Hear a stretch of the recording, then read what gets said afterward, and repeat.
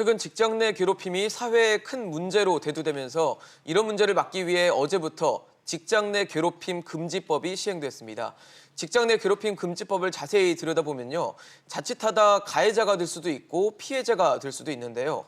과연 직장 내 괴롭힘 기준은 어디까지고 또 처벌은 어떻게 되는지 미리 알고 계셔야겠습니다. 네, 직장 내 괴롭힘 금지법에 이어서 오늘부터는 채용 시 구직자에게 기혼 여부나 아버지 직업 등을 물을 수 없게 된다고 합니다. 채용 시 개인정보 등을 요구했을 때 어떤 처벌을 받게 될까요? 오늘 관련해서 이슈인단에서도 여러분들의 다양한 의견 들어보겠습니다.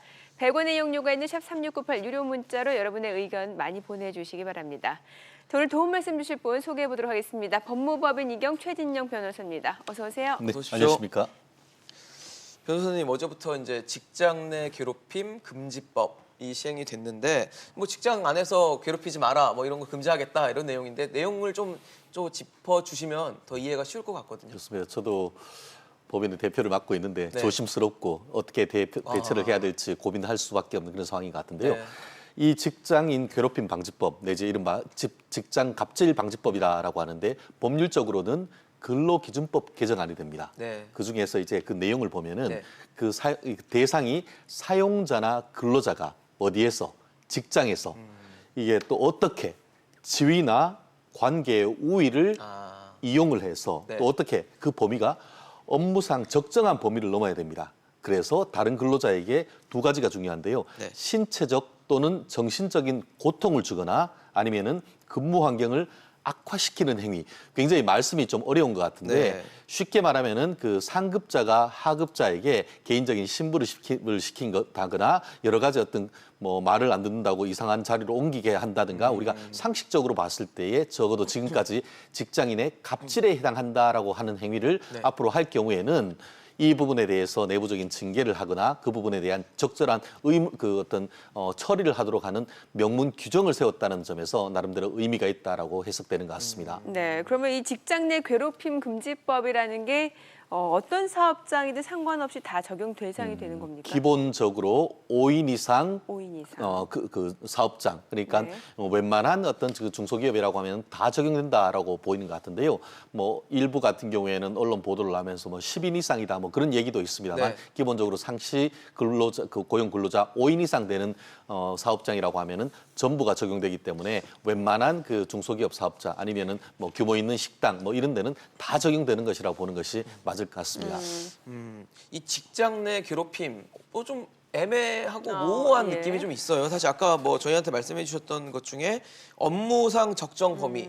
그럼 그거 과연 적정이라는 건 어디까지인지 그리고 그래요? 신체적 정신적 고통 또 신체적인 건 뭐 그렇다 쳐도 정신적인 건 과연 어떻게 판단할 수 있는가도 굉장히 기준 자체가 모호한 것 같은데 그냥 피해자 입장에서 기분 나쁘면 다 괴롭힘 이런 거 이렇게 규정을 해야 그렇게 될까요? 보기에는 그 구속 요건 해당성이 너무 높다 이렇게 넓다라고 보이는데요. 네. 실제로 지금 그 과연 이와 같은 그 불확정 개념, 추상적 개념을 썼는 것이 네. 과연 이게 실효성이 있겠느냐 이런 얘기가 나오는 것이 바로 그런 부분인 것 같은데요. 실제 이번에 그 법을 개정하면서 고용노동부 같은 경우에 네. 업무상 적정 범위를 넘어를 어떻게 판단을 하냐 하면은 업무상 필요나 사회 통념에 따라 판단을 한다 이렇게 얘기를 하고 있는데 그 말씀 그것도 자체도 모호하네요. 굉장히 사회적 추상적이고 통념 그렇죠. 자체가. 그래서 결국 앞으로 이제 그 우리 사회에서 하나하나 한 건 한 건 문제가 되는 과정에서 그것이 관례로 쌓이면서 그것이 나름대로의 어떤 기준이 될 거라 하는데 그러다 보니까 시행 초기에 상당 부분 혼선이 불가피하다 이런 비판도 적지 않은 것 같습니다. 네. 자, 그러면 이런 게 직장 괴롭힘이 될 수 있다. 좀 사례로 짚어보면 이해가 쉬울 것 같은데, 자, 먼저 첫 번째 사례를 좀 짚어보도록 하죠. 좀 이런 사례는 많을 것 같아요. 퇴근을 했는데 지속적으로 이제 상사한테 뭐 업무 관련 SNS 메시지가 그렇죠. 왔어요. 그런데 빠른 답장을 못했더니 빨리 답장을 달라 이렇게 독촉을 했단 말이죠. 이건 어떨까요? 참 사실 이런 케이스가 적지 않죠. 뭐 퇴근 많죠. 이후 아니면은 네. 주말에 급한 일이 생겼을 네. 때 이런데 결국 그 또한 근로기준법상의 요건에 나와 있는 것이죠. 그래서 결국 그 업무상 적정 범위를 넘어서 이런 그 일을 했는지 결국 그 기존에 이제 급하게 프로젝트를 하는 과정에서 이런 부분이 있었다라고 할 경우에는 사실상 어떻게든 그 해내야 되는 부분이 없지 않은데 결국 지금 앞으로는 그런 것 또한 가급적 어떻게 보면 퇴근 이후라든가 주말 같은 경우에는 이런 것을 하지 말라라는 네. 그런 취지가 깔려 있습니다만 결국 구체적 사건에 있어서 결국 SNS를 밤에 보내야 되는 것이 불가피한 경우에는 그것이 허용되겠지만 원칙적으로는 그 또한 결과적으로 신체나 정신적으로 고통을 주는 것 아니겠습니까? 네. 그렇기 때문에 기본적인 정신은 이런 것을 삼가라. 다만 업무상 부득이 필요한 경우에는 예외이다. 뭐 이런 정도가 되기 때문에 케이스 바이 케이스로 좀 판단해야 할 부분이 적지 않은 것 같습니다. 네. 자, 그러면 이제 회식 관련해서요. 자율적으로 분명히 참석하라고 했는데 참석 못하겠다고 답을 했음에도 불구하고 자꾸 참석할지를 묻는 경우도 있어요. 이럴 때. 그렇습니다. 그 회식이 사실 저희 때만 해도 회식하면 당연히 가야 되는 것이고 했지만 특히 요즘 젊은 세대들 같은 경우에는 개인적으로 어떤 시간을 가지려고 하고 워라밸을 얘기를 하면서 이런 부분도 점점 희석되는데요. 그래서 가장 문제가 되는 것이 상사가 어떤 회식을 강요하는 케이스 그리고 또 술자리를 지속적으로 요구하는 케이스 더불어서 회식에 좀 시간에 늦었다고 해서 후레자 3배, 뒤에 왔는 사람은 연속으로 술 3잔을 먹어라. 이런 케이스 같은 경우에는 우리가 일반적으로 우리 그 변호사들끼리도 얘기하기를 이와 같은 그 직장 갑질에 해당한다 얘기를 하는데요. 다만 정례적으로 있는 회식, 그리고 또 미리 고지된 회식에 늦거나 할 경우에 전화해서 왜 오지 않느냐. 이 정도는 어떻게 보면 사회적으로 통념상 허용되지 않을까 싶은데요. 말씀드렸듯이 술을 지나치게 강요한다든가 아니면은 반드시 뭐 오늘 갑자기 회식이 있는데 반드시 참석해야라든가 이런 부분이 있다고 한다고 하면은 우리가 상식적으로 좀 지나친 것이 아닌가라고 생각이 듭니다. 네. 자, 그럼 후배에게 그 개인적인 심부름을 자주 시키는 상사. 자, 이 자주라는 것도 애매할 수도 있고요. 그렇죠. 그렇습니다. 이 부분 같은 경우에도 사실 우리가 학교에서 이른바 빵 셔틀이라고 하지 않습니까? 네. 그 정도로 어떤 상급자가 하급자에 대해 그런 것들을 시킨다라고 할 커피 경우에는 심부름이라든지. 그렇죠. 그런 것 자체가 사실 신체적, 정신적인 스트레스를 주는 거기 때문에 안 되겠죠. 다만 그 정도에 해당하지 않는 어떤 친구로서의 어떤 그 내지는 아주 개인적인 관계에서 한두 번 정도는 어떻게 보면 납득할 수 있을지 모르겠습니다만 그런 부분이 반복될 경우에는 사실상 개인 비서나 마찬가지로 되지 않습니까? 후배가 만약에 즐거운 마음으로 하면 그거는 뭐 그런 부분에 상황과 문제를 제기하지 않는다라고 없겠네요. 하면 문제가 없지만 사실상 그것이 한 번, 두 번 하면서 상하급자의 지위를 이용해서 그런 부분을 계속 시킬 경우에는 지금 말씀하시는 이와 같은 그 괴롭힘 방지법 저촉 대상이 되지 않을까 생각합니다. 네.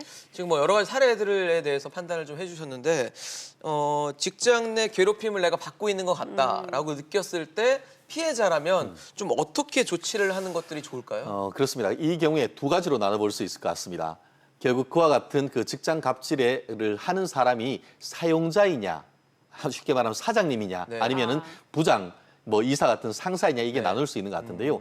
기본적으로 그 상급자와 같은 근로자다라고 할 경우에는 사용자에 대해서 이와 같은 것을 신고하도록 되어 있습니다. 쉽게 말하면 사장님한테 우리 그 과장님, 부장님이 저 괴롭혀요. 내가 이렇게 괴롭혀요 네. 하면서 신고를 해야 되고 신고를 받은 그 사장님 같은 경우에는 그거에 대해서 합당한 조치를 취하면서 사실관계를 확인한 다음에 즉 그 갑질했는 것이 있다고 하면은 징계를 한다든가 이런 의무를 이행을 해야 됩니다. 그 반면에 사장님이 이렇게 그 갑질을 한다 할 경우에 어떻게 하죠? 이때는 어떻게 해요? 고용노동부에 신고하도록 이렇게 돼 있습니다. 결국 내부에서 사장님한테 가해자한테 신고하면은 바로 그 어떻게 예전에 보면 양정 보복이 될 사건 수가 같은 있겠죠. 경우도 대표가 직접 가해를 한 거잖아요. 그렇습니다. 그렇기 때문에 그와 같은 경우에는 내부적으로 해결이 안 되니까 외부적으로 이제 고용노동부, 노동청에 직접적으로 신고하거나 진정을 하도록 그렇게 지금 법이 설계가 돼 있습니다. 그래서 만약에 신고해서 가해자가 인정이 되면 형사처벌 받고 뭐 이런 건가요? 지금 현재로서는 그 근로기준법상 직장 갑질의 가해자에 대해서 직접적인 형사처벌 규정은 없습니다. 처벌은 안 돼요? 그렇습니다. 그런데 말씀드렸듯이 그와 같은 직장 갑질이 단순한 어떤 그 우월적 지위를 남용했는 것을 넘어서 그것이 모욕에 해당한다든가 폭행에 해당한다든가 업무 방해에 해당한다라고 해서 형사적인 수준에 이르면은 그것은 결국 그에 따른 형사 책임을 물을 것이고 그것이 아니라 한다 하더라도 지금 그 내부적인 사규에 의해서 이와 관련된 취업 규칙을 해서 그와 같은 위반자에 대해서는 징계를 한다든가 아니면은 그에 따른 직장 위치를 옮긴다든가 이런 것을 마땅히 해야 되고 이런 부분을 하지 않고 거부를 한다든가 오히려 신고자에 대해서 이제 그 제재를 가할 경우에는 경우에 따라서는 그 일정 부분 과태료 처분을 받을 수 있는 과태료나 형사 처벌을 그 사용자가 받을 수 있는 부분이기 때문에 앞으로 말씀드렸듯이 제대로 대응하지 않으면은 사용자, 그러니까 사장님이 다칠 수 있어서 앞으로 이 부분이 앞으로 좀 더 문제될 가능성이 있지 않을까 생각합니다. 네. 그럼 산재 좀 여쭤볼게요. 사실 어떤 직장 내에서 생긴 사고 말고도 이 직장 내 괴롭힘 때문에 받는 스트레스로 인한 질병이 있을 수 있잖아요. 뭐 예를 들면 탈모가 생길 수도 있고 아니면 우울증이 생길 수도 있고 불면증이 생길 수도 있고 이런 부분도 혹시 산업재해로 인정을 받을 수 있는 겁니까? 당연합니다. 아. 왜냐하면은 지금 그 근로기준법상 이와 같은 그 직장 갑질 방지법은 상시 근로자 5인 이상 대상이지만 이 산재 관련 법령에는 같은 경우에는 1인 근로자 같은 경우에도 적용되도록 되어 있습니다. 그렇기 네. 때문에 직장 갑질로 인하여 스트레스성 질병이 발생했다고 할 경우에는 그것이 산재에 해당함이 분명한 것이죠. 그러다 보니까 산업재해에 해당한다라고 할 경우에는 결국 산업재해 보상법에 의해서 산업재해에 따르는 피해 보상을 충분히 받을 수 있기 때문에 이런 부분도 본인의 어떤 그 권리 보호를 위해서 반드시 알고 있어야 될 부분인 것 같습니다. 네. 아까 저희한테 그 직장 내 괴롭힘에 대한 정의를 설명해 주실 때 우월적 지위에 대한 말씀을 해주셨잖아요. 그럼 보통 이제 가해자가 우월적 지위에 있을 거고 피해자는 이제 그 밑에 있는 지위를 갖고 있을 텐데 그럼 피해자 입장에서는 신고를 했다가 혹시 내가 나중에 불이익을 받지 않을까라는 뭐 겁을 먹거나 이럴 수도 있을 것 같아요. 그렇습니다. 그래서 그 지금 이거 같은 경우에는 신고할 수 있는 사람 같은 경우에도 아까 말씀드린 뭐 5인 이상 사업장에 있던 그 근로자 그리고 또 정규직뿐만 아니고 기간제 근로자 또 그리고 이 사용자로부터 지휘 감독을 받는 파견 근로자도 이와 같은 신고를 할 수 있는 것 같은데요. 네. 만약 이 부분에 있어서 어떤 그 불이익을 줄 경우에는 네. 이 사용자에 대해서 3년 이하의 징역 또는 3천만 원 이하의 벌금을 처하도록 지금 이 근로기준법이 이번에 개정되어 있습니다. 그렇기 때문에 말씀드린 것처럼 이 부분을 제대로 대응하지 않으면은 결국 사용자가 처벌받을 수 있어서 네. 이와 같은 그 형사 처벌로 인해서 이와 그 직장 갑질 금지법 위반 행위에 대한 어떤 나름대로의 제도적 장치가 나름대로 마련된 것이 아닌가 생각을 합니다. 네. 자, 그리고 이제 오늘부터 시행되는 부분이 바로 블라인드 채용입니다. 자, 블라인드 채용에 대해서도 좀 설명을 해주세요. 블라인드 채용, 예. 뭐 쉽게 말하면은 묻지도 직무와 따지지도 관련 않는다는 없는 개인 정보 같은 것을 자꾸 캐묻지 말라라는 것 하나 더불어서 누구든지 직장 이 채용의 공정성을 해할 수 있는 방법으로 해서 이 사람을 천거하는 이런 부분을 하지 못하도록 하고 이를 위반할 경우에는 과태료의 처벌을 할 수 있다라는 건데 오늘 제헌절 아닙니까? 네. 오늘부터 시행하도록 되어 있습니다. 네. 또 채용과 관련해서 뭐 금전 또 물품 같은 이제 재산상의 이익을 제공했다 걸리면 또 이 부분도 처벌을 받게 된다고요. 그렇습니다. 실질적으로 이 부분 같은 경우에는 형사처벌보다는 과태료의 처벌을 하도록 되어 있는데요. 네. 지금 같은 경우에 누구든지 법령을 위반해서 부정한 청탁을 하는 등 채용을 강요한다든가 아니면은 채용과 관련해서 금품을 수수하거나 제공할 경우에는 3천만 원 이하의 과태료에 처하도록 되어 있는데요. 한 번 위반할 경우에는 1,500만 원, 네. 2번 이상 위반할 경우에는 3천만 원 가량의 지금 그 과태료를 하도록 돼 있는데 예. 단순히 이와 같은 과태료를 넘어서 이것 사실 자체가 어떻게 보면은 그 형사적인 정도로 어떤 직무의 적정성을 위반할 경우에는 직권남용이라든가 이런 부분, 형사처벌도 될 수 있는 부분이라서 네.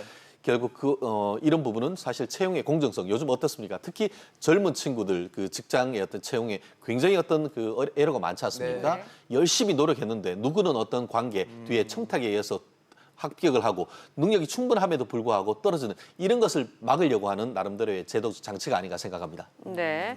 뭐 채용 청탁뿐만 아니라 지금 블라인드 채용 그러니까 구직자의 개인 정보를 물어보는 것 자체가 이제 위반이라고 하는데 이게 어디까지가 참 개인 정보에 해당하는지 또 그렇습니다. 이 구직에 부분은 있어서 네, 결국 회사로서도 누군지는 알아야 되지 않습니까? 그렇죠. 그렇기 때문에 회사의 직무와 관련된 부분은 나름대로 허용을 하지만 개인적으로 민감한 정보는 안 된다 이렇게 생각하면 될 것 같은데요. 그러면서 이번 법에 있어서의 어떤 그 금지하는 내용을 보면은 네. 구직자 본인의 용모, 키 등 신체적 조건, 네. 또 출신 지역이 어디냐. 그래서 뭐 원적이나 그 본적 이런 것이 어디냐. 그리고 또 재산이 얼마냐.